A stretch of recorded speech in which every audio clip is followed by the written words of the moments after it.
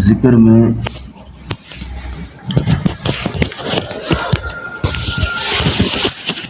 اتنا رسوخ ہونا چاہیے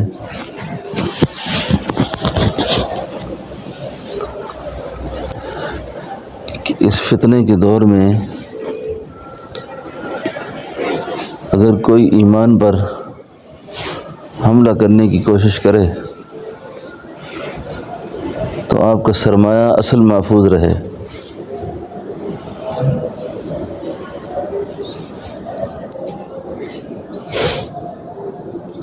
اتنا ذکر میں رسوخ ہونا چاہیے۔ دنیاوی کسی منصب پر بھی ہم نے جانا ہے،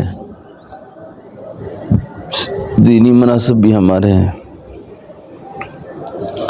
دینی منصب پر فائز ہو یا دنیاوی منصب پر فائز ہو، تاکہ وہ خارجی فتنوں کو سمجھ سکے۔ یہ چیف جسٹس نے جو بکواس لکھی ہے نا اپنے فیصلے میں اس دن، اور قرآن کریم کی غلط تشریح کی ہے جو، یہ اس طرح کے جو مسائل پیش آتے ہیں نا، یہ عام طور پر ایسے لوگوں پر جب دجالی فکر کے لوگ وار کرتے ہیں نا، ان کو مسخر کرتے ہیں تو ان کا دماغ کام نہیں کرتا، پھر وہ جو مرضی کی بات کہلوانا چاہے کہہ دیتے ہیں۔ اس لیے دائی حضرات کو، دیندار حضرات کو، کسی منصب پر بیٹھنے والے آدمی کو ذکر میں کم از کم سلطان ذکر تک کی سمجھ بہت ضروری ہے۔ ہمارے بزرگوں میں بے شمار لوگ ایسے گزرے ہیں، جب یہ ہندو اور مسلمان اکٹھے رہتے تھے نا، ہندوؤں کو اپنے ہپنوٹائز کرنے پہ بڑا ناز تھا، یہود کو اپنے قبالہ پر بڑا ناز تھا۔ یہود کے پاس قبالہ ہوتا ہے، اور یہ باقی جو فتنے ہیں نا ان کے پاس ہپنوٹائز کر دیتے ہیں کسی کو۔ مومن کا ہتھیار ذکر ہے۔ ہمارے بزرگوں میں شیخ خلیل احمد سہارنپوری فرمایا کرتے تھے، اللہ نے ہمارے ان بزرگوں کو جب بیان دیا تھا نا، بیان صرف بیان نہیں تھا، بیان کے ساتھ باقاعدہ مراقبہ تھا، باقاعدہ ذکر بھی تھا، زبان قال بھی اور زبان حال بھی دونوں چلیں تب فیض ہوتا ہے۔ یہ ایک بہت بڑے فن کی طرف میں نے اشارہ کی، یہ فن اللہ کے فضل سے آتا ہے، یہ علم اللہ کے فضل سے آتا ہے۔ مولانا خلیل احمد سہارنپوری فرماتے تھے کہ جیسے میں بیان کر رہا ہوں نا، اس وقت حال کی طرح متوجہ نہیں تھا، تو مجمع میں ایک جوگی بیٹھا ہوا مجھ پہ تصرف شروع کر دیا اس نے، تو میری زبان لڑکھڑانا شروع ہو گئی، مجھ سے ادھر ادھر کی باتیں ہونے لگی، بس میں فوری سمجھ گیا کوئی وار کر رہا ہے، شیاطین کے وار ہیں۔ جب قلب پر متوجہ ہوئے بیان میں ہی، تو مجمع میں بھی تو ایسے لوگ بیٹھے ہوتے تھے، ایک نے شعر پڑھ کر اس جوگی کو مخاطب کر کے کہا، سنبھل کر قدم رکھنا دشت خار میں مجنوں، سنبھل کر قدم رکھنا دشت خار میں مجنوں، یہاں ایک نیم سودائے برہنہ پا بھی ہے۔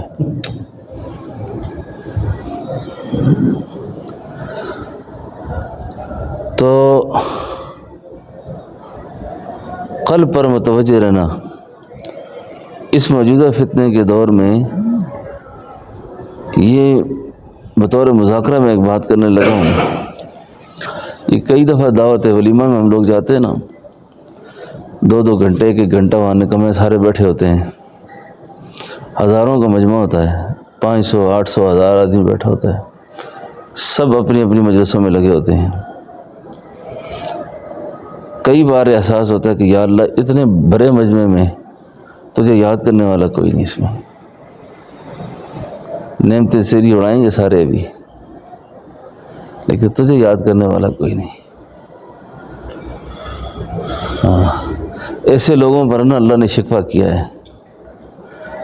کہ وَلَا تَكُونُوا كَالَّذِينَ نَسُوا اللَّهَ فَأَنسَاهُمْ أَنفُسَهُمْ، ان میں سے نہ ہو جاؤ جنہوں نے مجھے بلا دیا ہے، ان سے نہ ہو جاؤ. تو ہمارا سونا جاگنا، اٹھنا بیٹھنا، بعض ملاقات، نصائح، یہ ذکر میں ہونے چاہیے. اور کم از کم اسی اسم ذات میں اتنا رسوخ پیدا ہو جائے. ذکر تو کرتے ہیں نا سارے آدمی، تسبیحات کرتے ہیں، لیکن کم از کم 2-4 تسبیحات ایسی ہوں، 2-4 اللہ کے نام ایسے بھی ہوں جن میں آپ کو اتنا سخت قسم کا رسوخ ہو نا، کسی بھی ابتلا، کسی بھی پریشانی میں جب آپ متوجہ ہو جائیں نا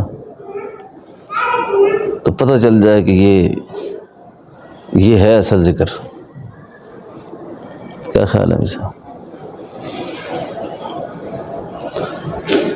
محبت دونوں عالم میں یہی جا کر پکار آئی، جسے یار نے چاہا اسے یاد یار آئی.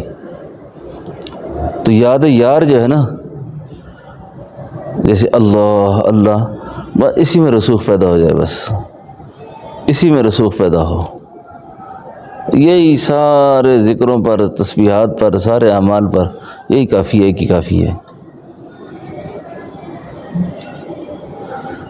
اب بعض ساتھیوں کا مزاج ہے، کبھی ایک تسبیح شروع کر دیتے، کبھی دوسری، کبھی تیسری.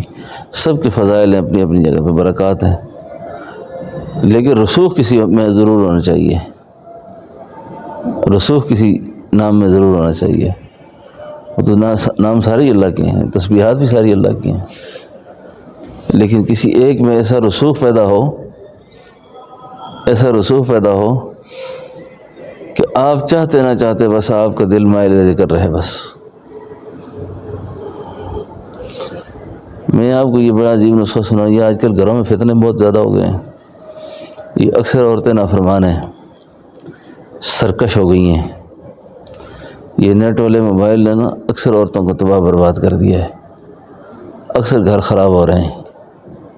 یہ سارا دن میں لوگوں کی کہانیاں سنتا ہوں، کارگزاریاں سنتا ہوں. بس جہاں دیکھیں کہ ماحول خراب ہوتا نظر آ رہا ہے نا، ہمت اور ارادہ کر کے مراقبہ پکڑ لیں، بس ذکر پکڑ دیں.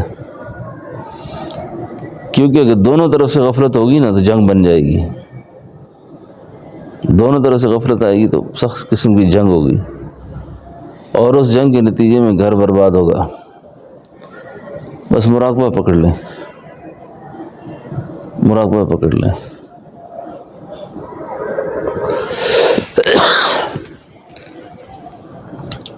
جس وقت آپ نے ذکر پکڑ لیا، ذکر شروع کر دیا، تو شیطان آپ سے بھاگ گیا. اب جنگ تو 2 شیطانوں کے درمیان تھی نا، اب ایک ہے نہیں ہے، اب ایک طرف صحیح نہیں ہے، ایک طرف فرشتے آ گئے.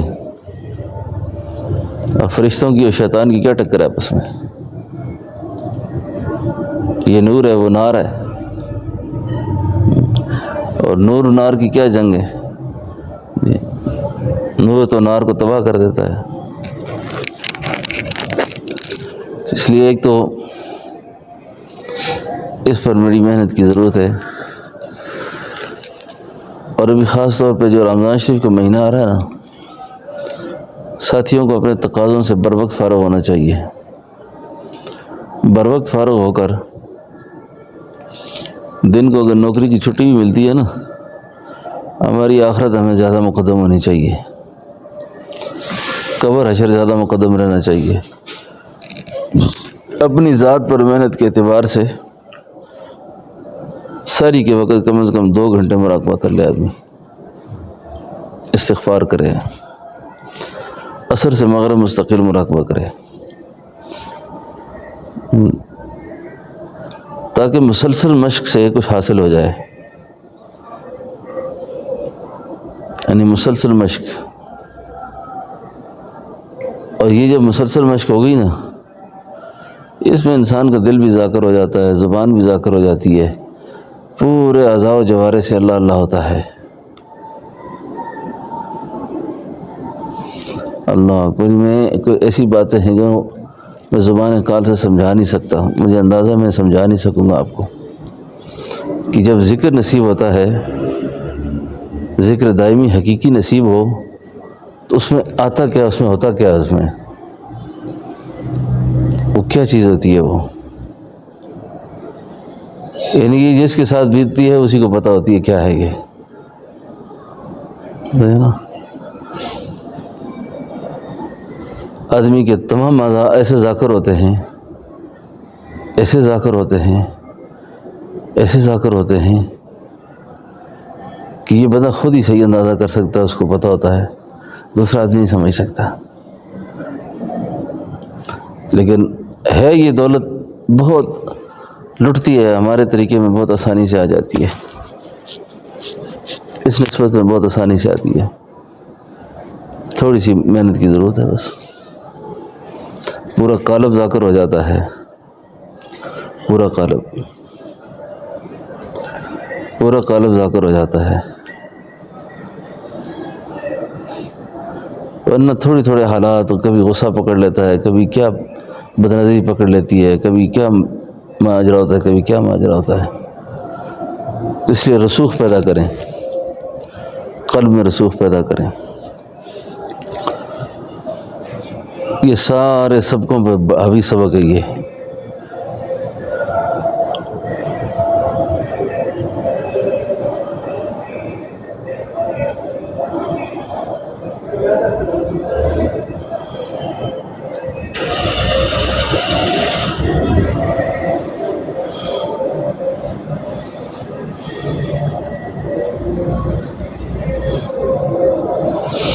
سبحان اللہ، ماشاء اللہ۔